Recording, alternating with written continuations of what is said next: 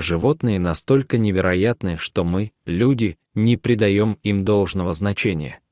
Одним из их самых недооцененных качеств является их способность формировать прочные связи с людьми. Жила в нашей деревне девушка одна, неприметная. Все одна ходила, ни с кем не встречалась. Мать у нее была деспотичная, почти фанатка религиозная, никуда дочку от себя не отпускала. Одежду модную одевать не давала. Ни на танцы, ни на посиделки не пускала. Нюра не спорила с матерью, а куда там спорить, та чуть что сразу за хворостину хваталась. А если не хворостиной, то работой заваливала дочку. Работа, говорит, дурные мысли изгоняет. Поговаривали, что у Нюрки мать была такая деспотичная из-за того, что сама Нюрку нагуляла.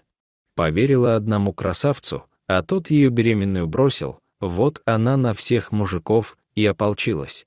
Нюрка от парней шарахалась. Одна у нее была отрада, когда Нюрке 18 исполнилось, ей разрешили работать на ферме, мужиков там не было, только доярки.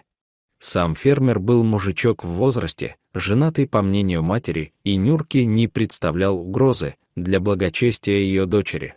Когда Нюрка стала на работу ходить, она расцвела. Девушка она была добрая, общительная. Однако, и это стало поводом для наказания ее матери. Что-то ты уж больно счастливая с работы приходишь. Что там не работаешь, а с парнями обнимаешься, грязная девка, кричала на нее мать. Да что вы, мама, откуда там парни-то? Вы же сами видели, что там только женщины работают, оправдывалась Нюра. Да сейчас и женщины все испорченные, ты их не слушай. Они тебе и обо мне будут всякое говорить, ты уши заткни и не слушай, а сейчас иди печку топить, строго приказала мать. Ну я устала, мама, пыталась возражать Нюра. Вот, ты уже и матери перечить научилась. И что ты устала? Иди топить, пока я тебя трубу еще чистить не заставила, орала на нее мать. Ведь только недавно топила, говорила Нюра. И теперь, потому что тебе лень, печка будет грязная стоять. Сказать мать. В общем, только глупый не видел, что Нюркина мать умом поехала. Мать полностью подавила ее волю и психику. Видимо, девушка боялась, что мать увидит какую-то радость у нее на лице. Это было просто верх покорности. На ферме был старый конь, он был уже больной. Ел, гулял и наслаждался жизнью. Нюра подружилась с ним. Раз уж мать не разрешала ей общаться с людьми, то против коня она же не будет. Нюрка носила старому коню угощение, больше всего он любил черствый хлеб. Пока он жевал хлеб, Нюрка гладила его и заплетала косички. Приходя домой, Нюрка рассказывала о том, какой конь ласковый и умный.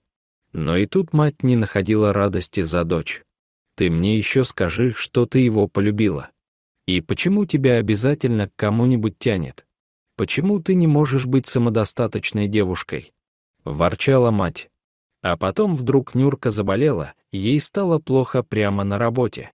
Вызвали скорую и, не приходя в сознание, ее увезли в больницу. Небось притворяется, чтобы отдохнуть в больнице, да врачам глазки строить, ворчала мать Нюрки, когда ей сказали, что дочка не придет домой, а будет в больнице.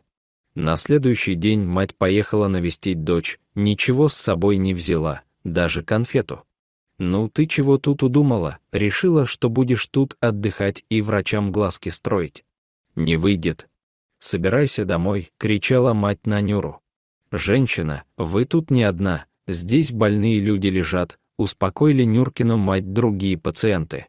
«У вашей дочери рак», — сказал врач на обследовании.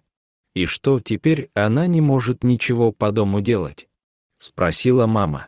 «Женщина, у вас что, шок? Я вам говорю, у вашей дочери рак, в 4-й степени. Стадия даже неоперабельна, она погибнет», — сорвался на Нюркину мать доктор. «Ну тогда похороним», — проворчала старуха и пошла домой. До самой выписки мать больше не приходила к Нюре. Девушке было так обидно, она даже пожить не успела. А тот короткий срок, который отвела ей судьба, и без того был испорчен ее матерью. Практически через год после выписки из больницы Нюра погибла. Многие собрались на похороны, пришли доярки с работы, пришли девчонки, которые учились с ней в школе. Многие плакали. Только мать не проронила ни слезы, а она стояла, как каменная. «Хватит тут уже сопли распускать. Бог дал, Бог взял», — ворчала старуха.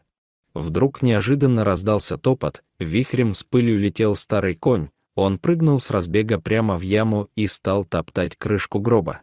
Конь был большой, тяжелый. Никто не решался его остановить, он продолжал прыгать и разбивать доски, до тех пор, пока из могилы не послышались непонятные звуки. Услышав их, вся деревня вздрогнула.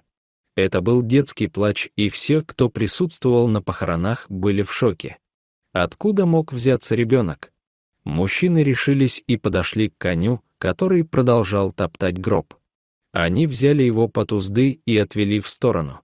«Чего вы стоите? Закапывайте скорее», — сказала мать Нюры.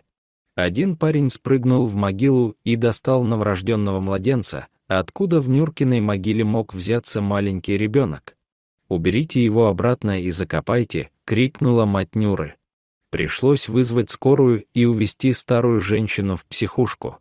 Участковый провел целое расследование и выяснил. Оказывается, после больницы Нюра приехала уже в деревню беременная, а она долго скрывала это. Нюра была непреклонна, а она знала, что все равно умрет, и решила оставить ребенка. Рожала Нюра дома и лишь немного успела подержать малыша на руках. Мать девушки решила, что ребенок будет ее позором, и скрыла его появление. Готовив хоронить дочь, она положила его вместе с ней. И только старый конь, почувствовав, что с ее подругой случилось несчастье, и рожденного ею ребенка, побежал его спасти. Только благодаря коню и его решимости смогли спасти ребенка.